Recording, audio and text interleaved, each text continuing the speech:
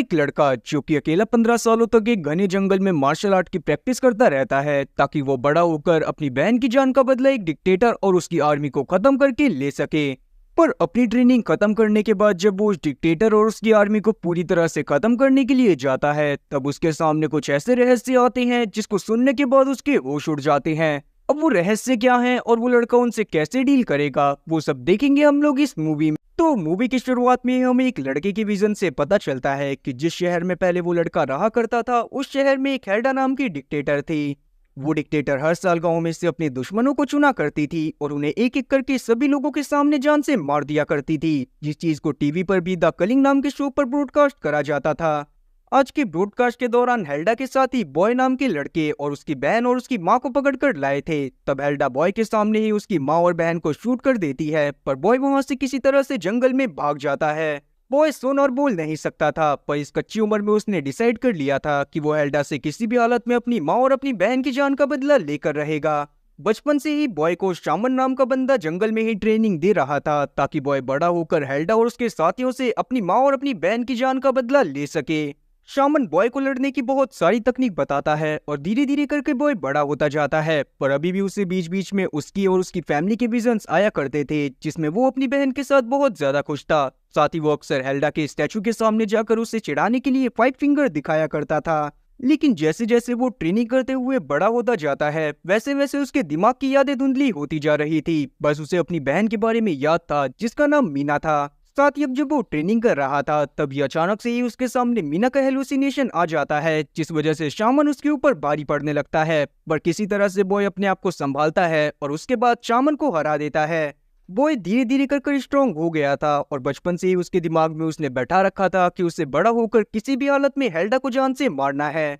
खैर, एक बार जब वो मार्केट में जाता है तो वहां पर अचानक से ही हेल्डा के लोग पहुंच जाते हैं, जो कि हेल्डा के दुश्मनों को पकड़ने के लिए आए थे, क्योंकि कुछ ही समय में द कलिंग शो टीवी पर आने वाला था।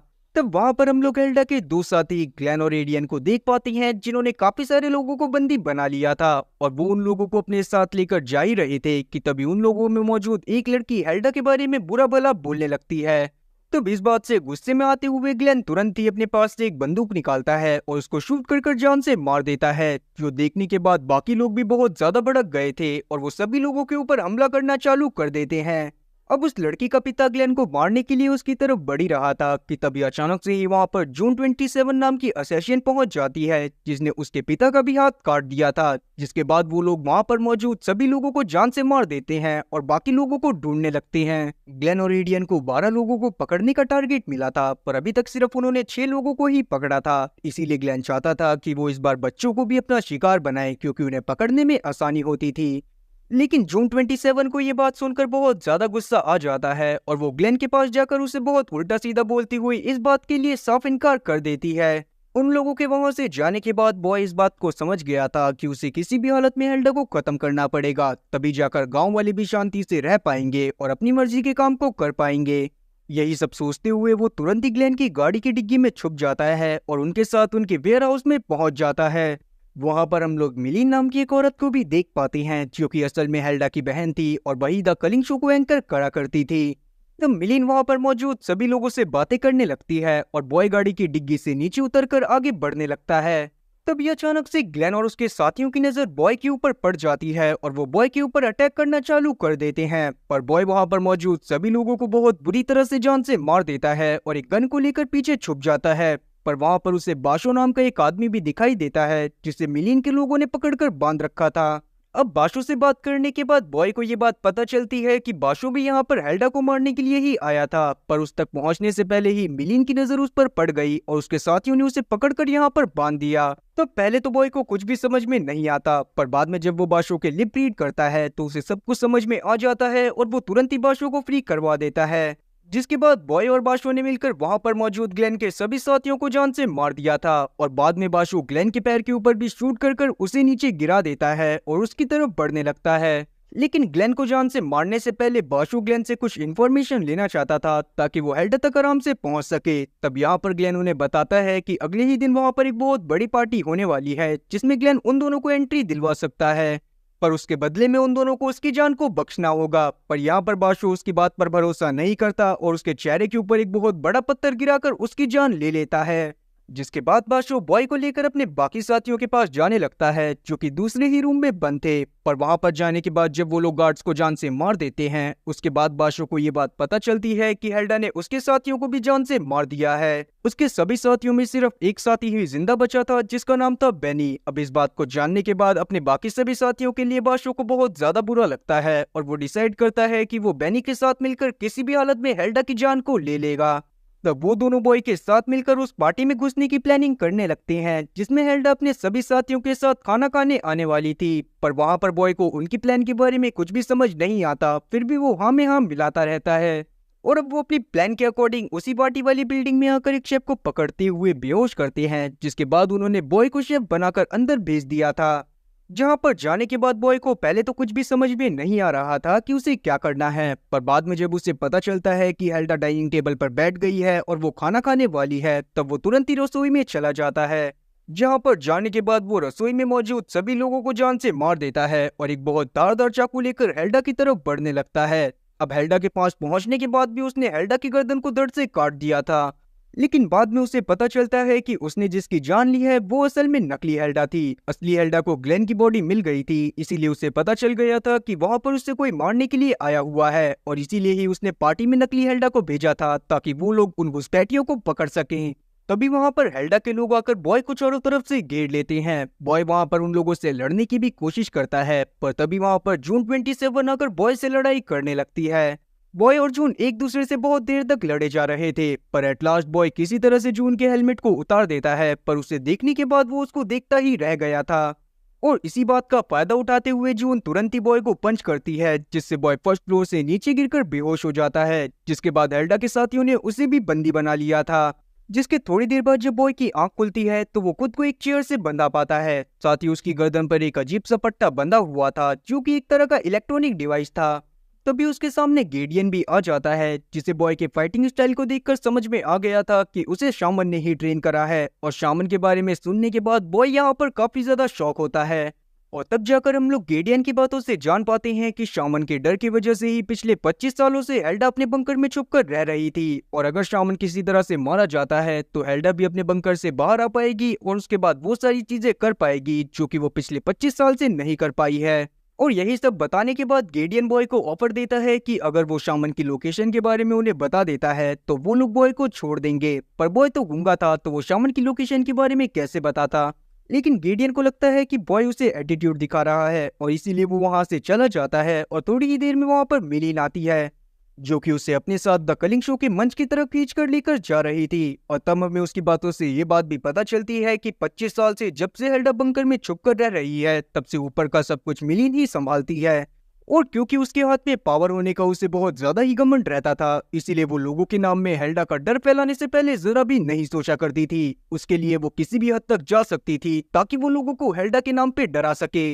और तब वो बॉय को अपने साथ ले जाकर स्टेज पर बांध देती है, जहां पर और भी काफी सारे लोगों को बांधा हुआ था। थोड़ी ही देर में यहाँ पर द कलिंग शो की शुरुआत होने वाली थी, जिसमें हेल्डा के काफी सारे लोग सभी लोगों को जान से मारने वाले थे। और तभी वहां पर हेल्डा भी पहुंच जाती है, जो कि अपनी ऑडियंस के सामने सबसे पहले अपनी स्पीच देती है और बाद में कुछ सोचने लगती है। तभी अचानक से उसे बीच में शमन दिखाई देता है और उसे लगने लगता है कि शायद ऑडियंस में ही समन बैठा हुआ है। और यही सब सोचते हुए उसने अपनी गन निकाल ली थी, पर यह सब असल में उसका एक हेलुसिनेशन था, जिसके चलते मिलीन तुरंत उसके पास आती है और उसे किसी तरह से शांत करवाती हुई वहां से भेज देती है। और तब वहां पर द कलिंग शो को चालू कर दिया जाता है, जिसके बाद वहां पर हेल्डा के लोग एक एक करके हेल्डा के सभी दुश्मनों को जान से मारने लगते हैं और धीरे धीरे कर बॉय की तरफ बढ़ने लगते हैं। लेकिन वहां पर बॉय बस गेडियन की बातों को सोचे जा रहा था। और तब यहाँ पर हम लोग पास्ट का एक छोटा सा सीन देख पाते हैं, जहाँ पर गेडियन बॉय को बताता है कि जब तक शमन या फिर हेल्डा में से कोई एक जान से नहीं मारा जाएगा, तब तक ये खूनी खेल खत्म नहीं होने वाला।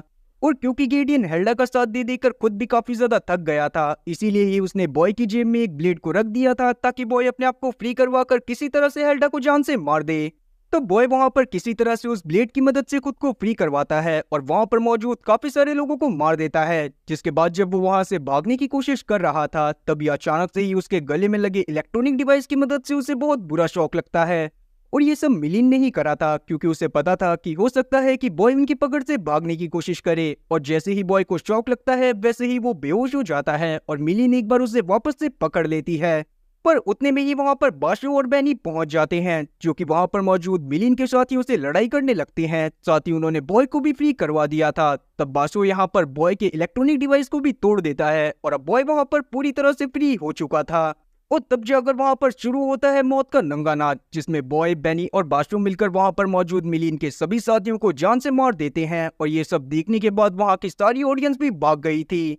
पर तब वहां पर मिलिन को बहुत ज्यादा गुस्सा आती है और वो तुरंत ही एक गन को लेकर स्टेज पर आ जाती है, जिसके बाद उसने वहां पर मौजूद सभी लोगों के ऊपर फायरिंग करना चालू कर दिया था। और उसी दौरान बॉय को बचाते हुए बैनी को भी एक गोली लग जाती है।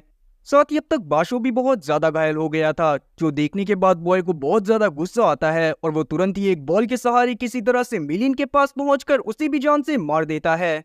पर जब तक वो बैनी और बाशो के पास वापस आता है, तब तक बैनी अपना दम तोड़ चुका था, जो देखने के बाद बॉय को बहुत ज्यादा बुरा लगता है और वो तुरंत ही बाशो के साथ हेल्डा को ढूंढने के लिए आगे बढ़ने लगता है।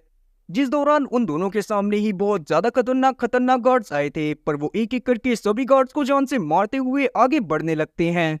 लेकिन एक वक्त ऐसा आता है जिस वक्त बाशु भी काफी ज्यादा घायल हो गया था और उसे भी काफी सारे गार्ड्स मिलकर जान से मार देते हैं, जो देखने के बाद बॉय को और ज्यादा गुस्सा आता है। पर वो सभी गार्ड्स को मारता हुआ अकेले ही आगे बढ़ने लगता है।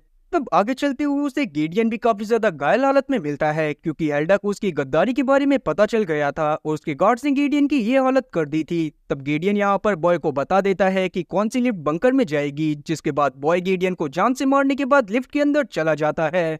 तब लिफ्ट में मौजूद एक स्क्रीन की मदद से हेल्डा बॉय से कांटेक्ट करती है और उससे पूछने लगती है कि आखिरकार वो यहाँ पर क्यों आया है और वो हेल्डा को जान से क्यों मारना चाहता है। और अब ये बात सुनने के बाद बॉय तुरंत ही बचपन में बनाई हुई मीना की एक ड्राइंग को कैमरे के सामने कर देता है, जो देखने के बाद हेल्डा के तो होश उड़ गए थे और वो तुरंत ही कैमरा से गायब हो जाती है। पर वो तुरंत ही अपने सभी गार्ड्स को ऑर्डर देती है कि कोई भी बॉय के ऊपर हमला नहीं करेगा। तब बॉय भी नीचे आकर गार्ड्स के साथ ही आगे बढ़ने लगता है, जिसके बाद जब वो हेल्डा के रूम में पहुंचता है तो वहां पर एक पेंटिंग लगी हुई थी। और जब बॉय उस पेंटिंग को देखता है तो उसके होश उड़ जाते हैं, क्योंकि असल में उस पेंटिंग के अंदर बॉय खुद ही अपनी बहन मीना के साथ हेल्डा के साथ ही बैठा हुआ था, जो देखने के बाद उसे कुछ भी समझ में नहीं आता। पर तब हेल्डा उसके सामने आकर उसे बताती है कि असल में हेल्डा खुद ही बॉय की मॉम है और अब तक शामन ने उससे झूठ बोला था और अभी भी उसकी बहन जिंदा है, जो कि कोई और नहीं बल्कि जून 27 ही थी। तब पहले तो बॉय को कुछ भी समझ में नहीं आता, पर बाद में हेल्डा उसे बताती है कि आज से 25 साल पहले शामन ने ही बॉय के पिता की जान ले ली थी और उसी बात का बदला लेने के लिए हेल्डा ने उसके पूरे परिवार को चौराहे के बीच में खड़ा कर दिया था।